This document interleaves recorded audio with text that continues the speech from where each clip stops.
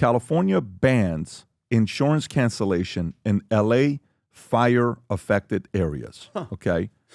In LA fire-affected areas. Who are you to ban insurance cancellation? Insurance companies are going to leave because you are not creating the climate of place for them to stay. These are underwriters that are sitting there saying, why would I stay? Okay, let me read this to you. And then, Tom, I'm going to come to you because I've been looking at some stuff, and I want to know if you found anything here. I have some thoughts, some solutions. I'm sure you do as well. California banned insurance from canceling or not rewriting residential property policies in an LA neighborhood that were affected by the blazes that destroyed swaths of the city this week.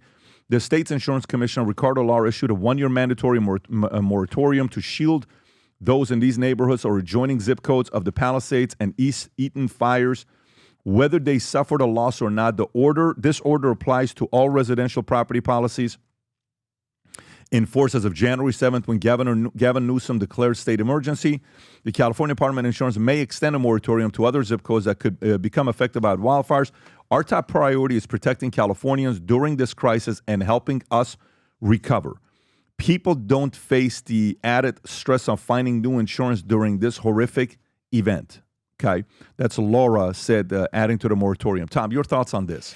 Yeah, so I've been diving into what is going to happen to who. And so I looked at it, and there are a couple different consumers in Palisades. Consumer number one, I own my home and it's paid off, but I didn't have full insurance on it. That's my choice. Once I own the whole home, it's my choice on how I insure it and do I put an umbrella policy over it.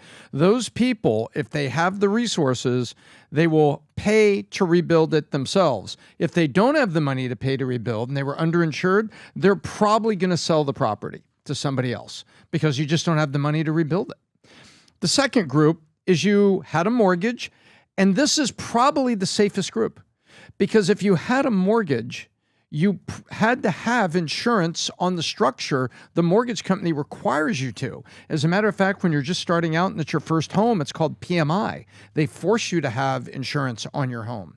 So those people that had insured are going to rebuild their home, but do they have enough bridge money to live in an apartment or live somewhere else and wait the 3 years or more it's probably going to take to rebuild the home? That's it. So they may run out of bridge money. The insurance company says, well, Vinny, we're going to pay to rebuild the home at today's prices, but this is the percent that you're covering. So you may only have like 85%. So you're going to build something smaller. It's more expensive. And you may decide to rebuild and wait if you've got bridge, or you sell. And the last group is the super wealthy. They're just going to rebuild again. But that's the smallest group.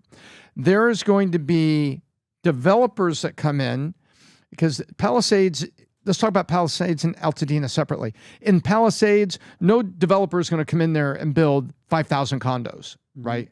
Yeah, it's going to be large single-family homes that are eventually going to rebuild, and it's going to be a completely new neighborhood, probably more expensive than it ever was. But it's going to take probably a full 10 years to complete. Jeez. Because we have to, how are you going to rebuild it? You can't just rebuild them all at once. There's not enough labor, there's not enough contractors. Now, in Altadena, there's some more moderate neighborhoods over there. Those people are probably going to sell. And as for the insurance cancellation, I was looking at this, Pat. What they're saying is you can't send them a letter right now saying, hey, Patrick, just to let you know, when your policy is up, you will be canceled. They won't say canceling you. That's what they say if you're a bad driver. They'll say, we won't be renewing your policy, Patrick, in September. People need that notice so they can look around and find somebody else. And they're telling the carriers, you can't send out notices that say you're going to cancel in the future. We don't want people to have that. So the insurance companies are like, well, wait a minute. What if Patrick is up May 1st? That's like in 2 months. We're not even going to have all the ashes swept out of the streets by then. But we need to let Patrick know we won't be renewing your insurance policy because there's no structure. Huh. And so you'll just need, by the way, remember, you don't need a home insurance policy when there's no structure. You only need liability because it's your property, and if someone slips and falls on your driveway, because your driveway is the only thing that's left. Yeah. Right? You do no, the reality, I'm not making a joke. No, the reality is you do need that basic coverage. Yeah. And so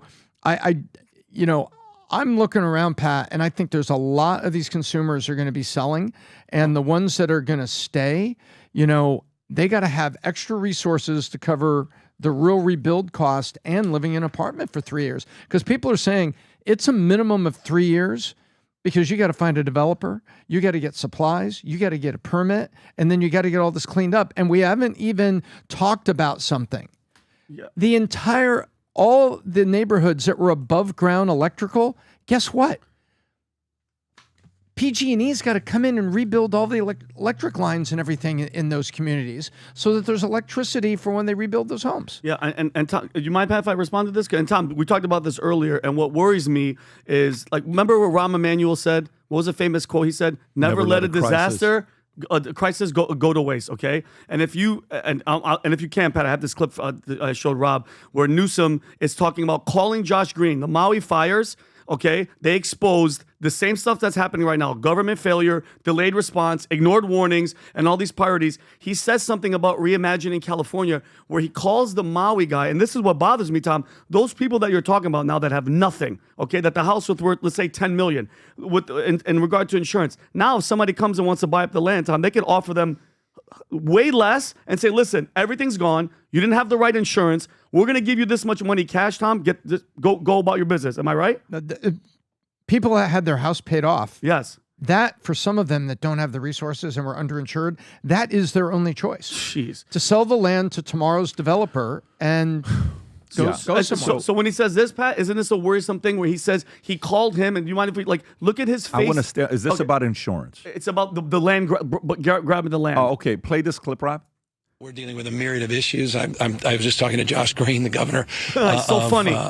Down in Hawaii, who had some ideas around some land use concerns he has around speculators coming in, buying up properties, and the like. So we're already working with our legal teams to move those things forward, and we'll be presenting those in a matter of days, not just weeks. Unbelievable. Folks, for those of you that are excited about what's about to come up here January 20th, and you supported the president, the collection, the limited edition hats, the 250 sold out in no time, and everything else right there. There's limited supplies left. The red, the blue, white, and red. I think there's a few of those hats left. This is something you buy and just said, if you come into my office, I have the Future Looks Bright hats from this theme of what we experience, and I have it in my office. If you come and see it in my office, I have some of these hats in my office. This is something you buy, you sport, you wear, and then you set it aside in your house, in your office, because you will forever remember 2024, what it was like. And for some of you guys that supported it, fought it, did it in your own way, this is a way for you to say, I contributed during 2024.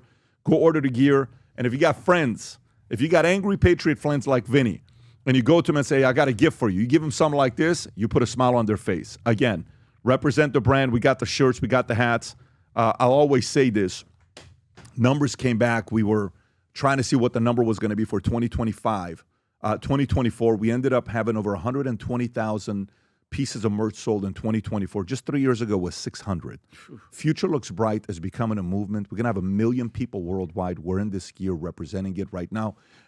Mario was telling me he was walking the other day having a shirt on at church. He says a guy looked at him, and he just looked at him and pointed at the logo, and they kind of winked, and they walked off. The Valuetainment crew, when they see each other, it's a very interesting gang around the world. It's kind of like in the... Whether you know it or not, you're a part of it. It's kind of like in the movie Old School when they know. You know. Yeah, so part of the, whatever Adam said, folks. Go to vtmerch.com, place your order. And for those of you that have the families in California that are affected by it, we raised $108,000 on last Thursday, where we said 100% of it's going to go to families in California. If you know anybody, shoot me, Tom, Vinny, or Adam and Manek of a story and their phone number. We may just surprise FaceTime them and help them out. If you enjoyed this video, you want to watch more videos like this, click here. And if you want to watch the entire podcast, click here.